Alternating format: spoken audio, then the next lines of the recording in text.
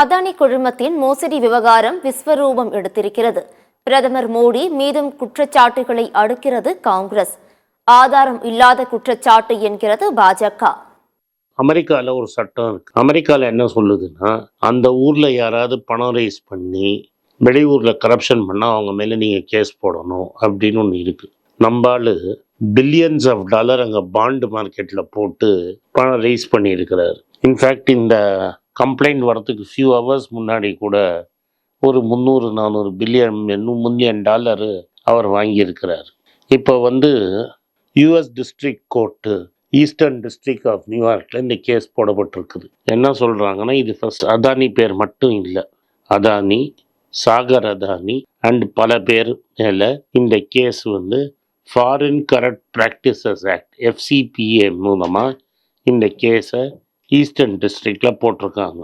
Adani and அவரோட nephew Sagar Adani ஒரு bribery scheme ready பண்ணி கான்ட்ராக்டை எடுத்திருக்காங்க.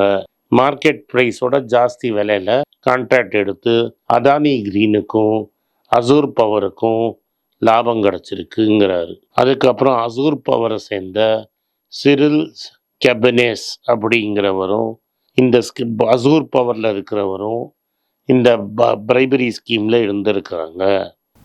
யாரோ ஒருவர் சொல்கிற ஒரு குற்றச்சாட்டை வைத்துக்கொண்டு தேவையில்லாமல் அதிலே அரசியலை நுழைப்பது என்பது தவறு. இரண்டாவது, திரு ராகுல் காந்தி அவர்கள் முழுமையாக வந்திருக்கக்கூடிய அந்த 50வது புள்ளியில் இருக்கக்கூடிய விஷயம் என்ன சொல்லுதுன்னா, எங்கு இவர்கள் யாருக்கு இவர்கள் கொடுக்கிறார்கள் என்று சொன்னால் மாநில அரசுகளுக்கு. எந்தெந்த மாநிலம் 2020 22 21 22 தமிழ்நாடு, சத்தீஸ்கர், ஆந்திர பிரதேஷ், ஒடிசா, ஆந்திரா, ஜம்மு காஷ்மீர். இதில் ஜம்மு காஷ்மீர் நீங்களாக மற்ற 4 மாநிலங்களிலும் அந்த நேரத்தில் இருந்த மாநில அரசுகள் அவர்கள் இப்பொழுது விளக்க வேண்டும். லஞ்சம் கொடுத்தோமா வாங்கினோமா என்று அவர்கள் சொல்லட்டும்.